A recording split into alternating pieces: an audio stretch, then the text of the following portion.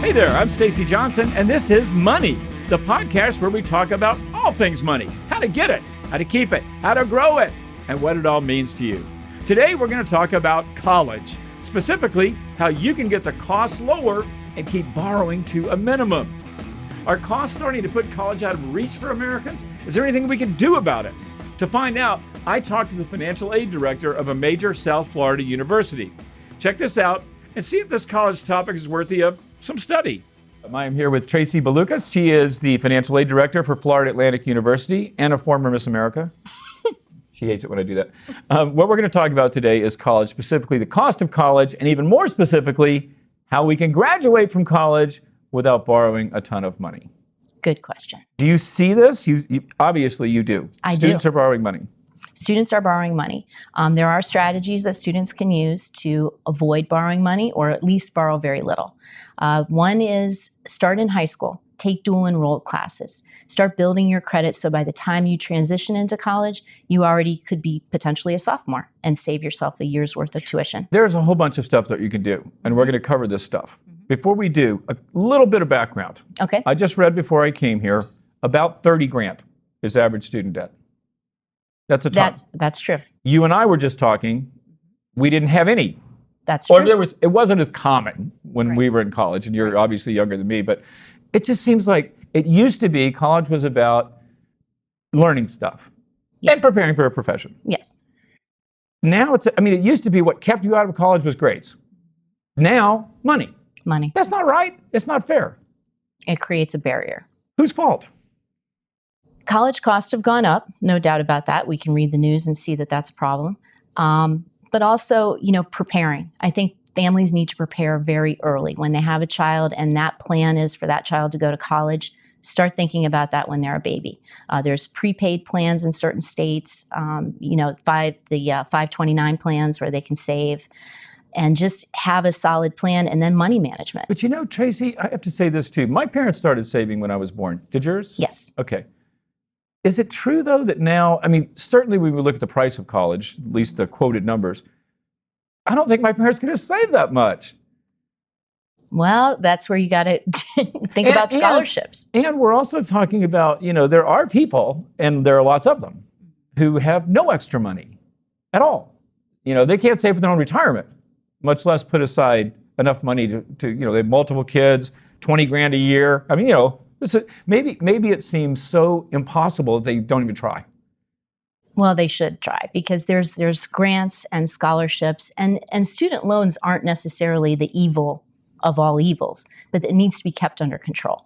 Okay. Only borrow what you absolutely need. Manage your money. Make sacrifices, lifestyle choices. Maybe don't go to Starbucks every day. Maybe don't go out all the time. Start to think about how you can cut back. And you're talking about both parents and students. Parents and students, absolutely. And let's use this as a segue to get into some tools. Like, for example, we look at what the sticker price of college is, and we throw up our hands. Oh, it's 20 grand a year, or it's 40 grand a year if it's a private school. And we go, oh, we can't do it. One of the things I've talked to you about before, it's a sticker price. Right, sticker price versus net price. Explain that. Well, one thing that's a wonderful tool, and it's mandated by the federal government, every school must have a net price calculator on their website. So you can log into any school's website, and I would suggest doing this at multiple schools so you can compare, and then just in the search engine, net price calculator. From there, you'll actually get not the sticker price, but the net price, meaning the average student that fits into your income category. How much are they paying out of pocket? Why is there a difference? Why is it when I go to buy a loaf of bread, it is what it is? But now when I come to college, it says this, but it means that. Well, the tuition and fees are one thing, but then that gets offset by resources, grants, scholarships, loans. Filling out the FAFSA certainly is step one in that process. And then scholarships. Students really need to understand that scholarships aren't going to just come to them. They have to go out and look for them. So pound the pavement. Go to even your local college can help you with scholarship searches, even if that's not the college of choice. And start filling out those applications. They take time. You need to make them compelling. Write an essay that's going to grab attention. Just imagine that you're on a committee, this is typically how it works in any school, and you're going through hundreds of scholarship applications to select maybe 5 recipients. You need to have an application that's going to stand out from everyone else's. You absolutely have to work it. Everything. This isn't something that's just going to come easy, but it's worth it. And the more you can get in scholarships and grants and those kind of things, even the federal work study program is a nice option because you can work on campus and then go to school at the same time and get paid. So bottom line is, step one, understand that sticker price isn't necessarily net price. Exactly. Find out what your net price is. Work to get that net price lower. Okay, now let's go back and revisit some of those tips quickly that you had mentioned before. Right. Getting credits while you're still in high school. Getting credits while you're still in high school. You said you could get how many? There's not necessarily a limit. So we've had students where we see they'll bring in 45 credits. Some bring in 30. Some bring in 10. How much is that worth in dollars?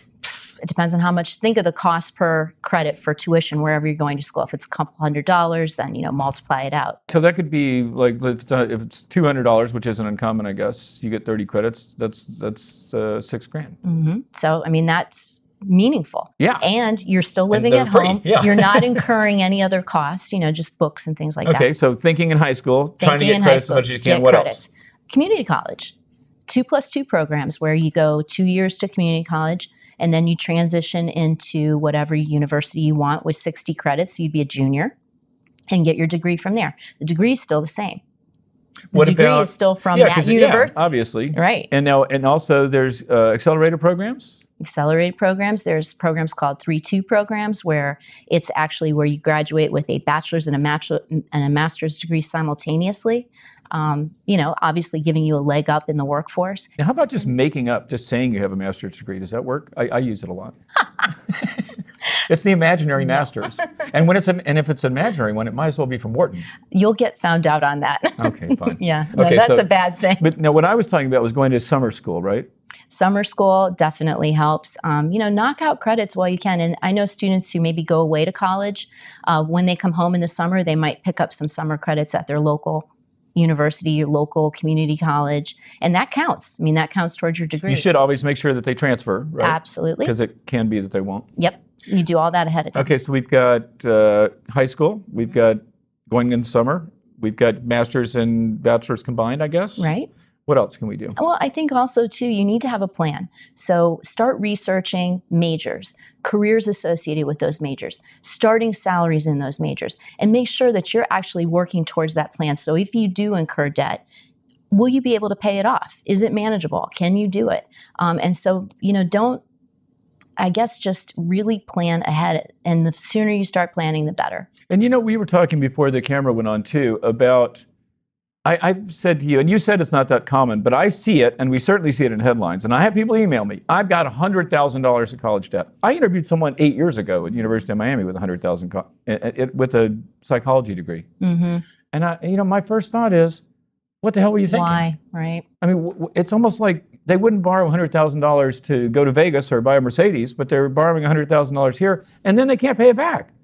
Well, why did they do that? That's a good question.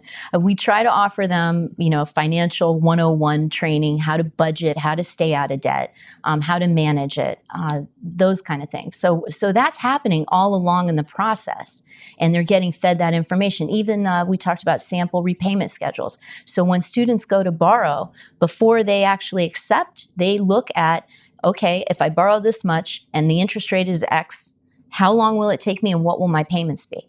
So the tools are there. They're all there. I was saying to you about the Card Act. Now, when we open a credit card statement, the credit card company must tell us how much it would cost or how long it'll take to pay this off at minimum payments and how much it'll cost us in interest. Right. And you're saying they're doing the same thing at the university. Yes. And yet people are still doing this. Yes. So part of the problem, I don't want to put all of the burden on the student. Part of the problem is it's cost a lot. Part of the problem is their peers are all doing it. And it's become a part of college, part of the process. Guess. I don't know. I'm not a student. I would never have borrowed $100,000 to go to college. I'd have been swinging a hammer somewhere instead. No, exactly. You'd find a way not to. Yeah. And I think that's just it. It's being tenacious and being aggressive and finding alternatives for yourself. And actually, another thing I read too, and you can tell me if I'm wrong about this, finding a college where you're a star instead of the standard. Yes, you want to go to Harvard, but if you went to X school, they really want you. Right. And they're going to come up with all more kinds of things. Yeah. Money. No, that's true. I mean, there's recruitment scholarships, and they do go after certain students. So yes, absolutely. So maybe you have to step down in order to get what you want, and then maybe save up some money, and then get your master's at Harvard. Well, I think too is go into the financial aid office at that school and say just what you're saying. Look, I want to go to school here, but I don't want to borrow. What's available for me? Ask the questions. You'd be great surprised. advice. I've tried that at the Ferrari dealer. Did not work at all. You're not driving a Ferrari, are you? I am not driving a Ferrari. Tracy, we're out of time. I sure appreciate your help. You're Absolutely. a wonderful interview. Anytime. We'll do it again. Thank you. Okay, guys, that's all I've got for you today. Hopefully you learned something you can use. If you want to know more about today's topic, just visit me online at moneytalksnews.com. You can just do a search for college and learn a ton more on this topic. That's moneytalksnews.com. And thanks for spending a little time with me. There's a million podcasts out there. I'm honored that you chose mine. And if you like what you heard, do us both a favor and subscribe, and tell your friends to subscribe. Then please review me. Takes you 2 seconds, makes my mom proud.